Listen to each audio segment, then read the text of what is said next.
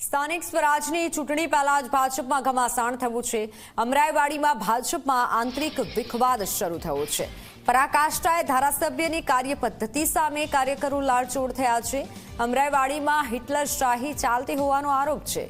એસીમાં બેસેલા લોકોને અમારી વેદના ક્યાંથી સમજાય તેવો કાર્યકરોનો રોષ છે। કાર્યકરો અને હોદ્દેદારોનું સન્માન ઘવાતું હોવાનો પણ આરોપ છે।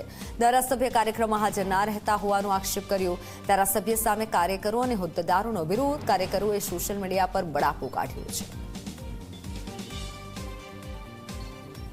ફોનલાઈન પર સંવાદદાતા દર્શલ જોડાઈ ચૂક્યા છે। દર્શલ, આક્ષેપ એવો છે કે હિટલરશાહી જેવું શાસન ચાલે છે, શિસ્તબદ્ધ પાર્ટીમાં જ આ રીતે વર્તન થઈ રહ્યું છે, શું બધું જાણકારી? મિત્તલ, અમરાઈવાડીના ધારાસભ્ય હસમુખ પટેલ અને તેના કેટલાક કાર્યકરો વચ્ચેની આ જે બાબત સામે આવી છે કે જેમાં અગાઉ એ દિવ્યકુંજ સોસાયટી જે છે ઇન્દ્રપુરી વોર્ડમાં આવે છે, ત્યાં એક કાર્યક્રમ હતો જ્યાં કેટલાક લોકો એ કાર્યકરો હતા, તેમ છતાં પણ તેમને એ બાકાત રાખવામાં આવ્યા હતા બોલાવવામાં, અને ત્યાં હસમુખ પટેલ જે છે આવવાના હતા તે વાત હતી।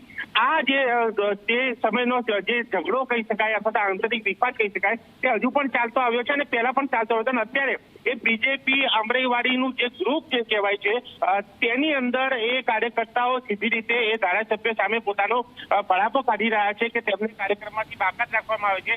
તેમના પ્રત્યે એ કિન્નાખોરી ભર્યું વર્તન એ ધારાસભ્ય દ્વારા રાખવામાં આવી રહ્યું છે અને કોઈ પણ કામ જે છે તેમના થતા નથી। અલગ અલગ બાબતો છે, એટલે કે આ એક સીધી રીતે કાર્યકરોની નારાજગી જોવા મળી રહી છે।